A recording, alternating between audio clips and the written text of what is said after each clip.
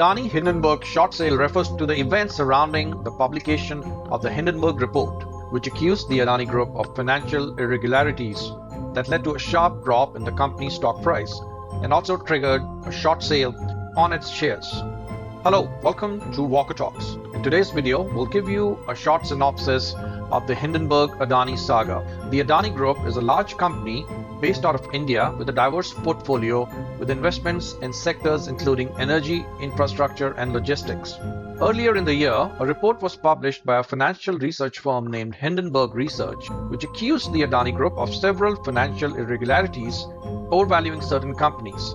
The report alleged that the group's accounting practices were opaque and that it had engaged in a number of related party transactions. In today's video, we'll cover the top allegations and also the response of Adani Group and the current state of affairs and the impact on the company's valuation and stock.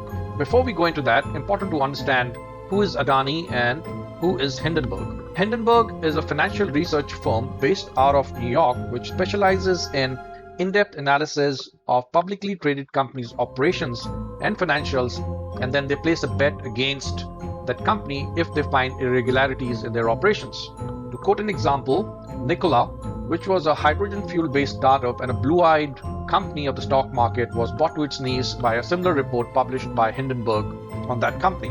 Adani Group, on the other hand, is a success story of a new and emerging India which is trying to punch in the same weight class as United States and China with close ties to the Indian government. Its proprietor, Gautam Adani, rose to being the number 2 richest person in the world in a short span of 3 years. Now, after the report of Hindenburg was published damning the Adani Group stock tumbled in the Indian stock market, losing billions of dollars in market value. As of this week, their losses have mounted up to $136 billion, approximately 70% of company's market value before the report came out. As you would expect, Adani Group and its affiliates have refuted the allegations made in the report, stating that they were unfounded and they lacked the required evidence. This report also triggered short sale of Adani stocks, in which an investor bets against the company's share price by borrowing and selling the shares in today's value with the promise of buying them back at a lower price. In a sense, a short seller is betting that the company's stock price will drop. Hindenburg predicted Adani stocks to go down by as much as 80%. This has further ballooned up the situation or decline of Adani stocks. Let's go over the top 10 allegations made by the Hindenburg Research in this report on the Adani Group. Number 1. Overvalued investment. Hindenburg alleged that Adani Group had artificially inflated the valuation of several of its companies, including Adani Enterprise, Adani Transmission. The report claimed that these valuations were not supported by financial data or industry trends.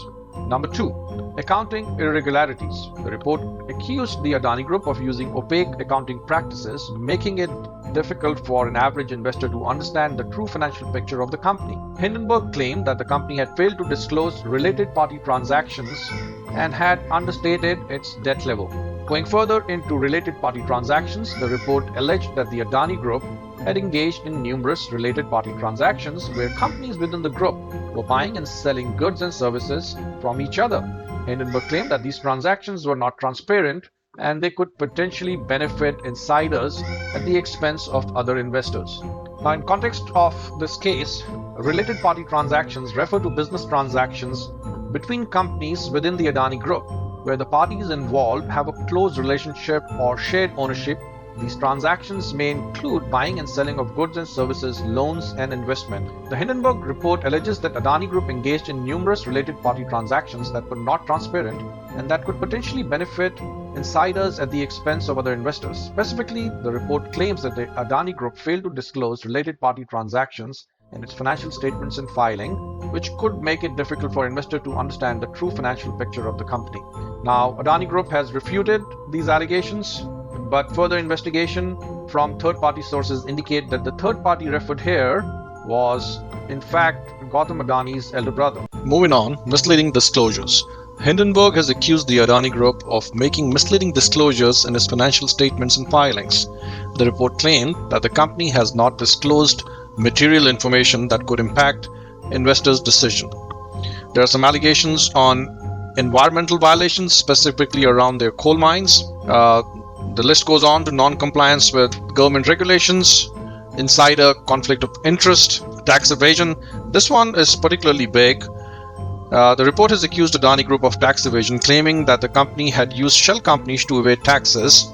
Hindenburg claimed that the companies had not disclosed the full extent of its tax liabilities. Now, most of the shell companies, almost 90% of them, are based out of Mauritius, and as it turns out, most of them are owned by the elder brother. Of course, with all of that comes lack of transparency, and then there is governance issues on their corporate governance and board oversight. It's worth noting that Adani Group has refuted all of these allegations, stating that they are unfounded and without merit, as you would expect. We can quickly highlight for you the responses from the Adani Group on these allegations. Starting with valuation of the companies, the group has stated that valuation of its companies are based on sound financial principles and industry trends. The group has also highlighted the strong financial performance of its companies with robust revenues and growth and profitability. As we had discussed in the beginning, it has got a varied portfolio. It is an infrastructure-based company, so their business is real. They have a lot of ports, airports, mining, power. So their fundamentals are strong. It's just that it appears they stretched the fabric of their stock a little too much. Accounting practices, the group has stated that it followed transparent accounting practice that are in compliance with the Indian accounting standards and regulatory requirements. The group has also highlighted its efforts to improve disclosures and transparency in its financial reporting. Interesting to note that the company, which was hired by the Adani Group for their accounting audit, is a local company which most of their employees are fresh out of college, less than 25 years of age, limited experience.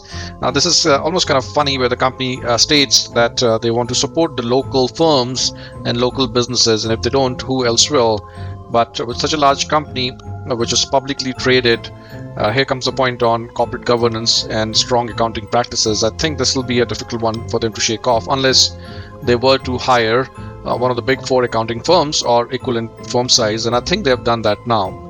Related party transactions. The group has stated that these transactions are disclosed in the financial statements, and they are not conducted at an arm's length, the compliance with the regulatory requirements.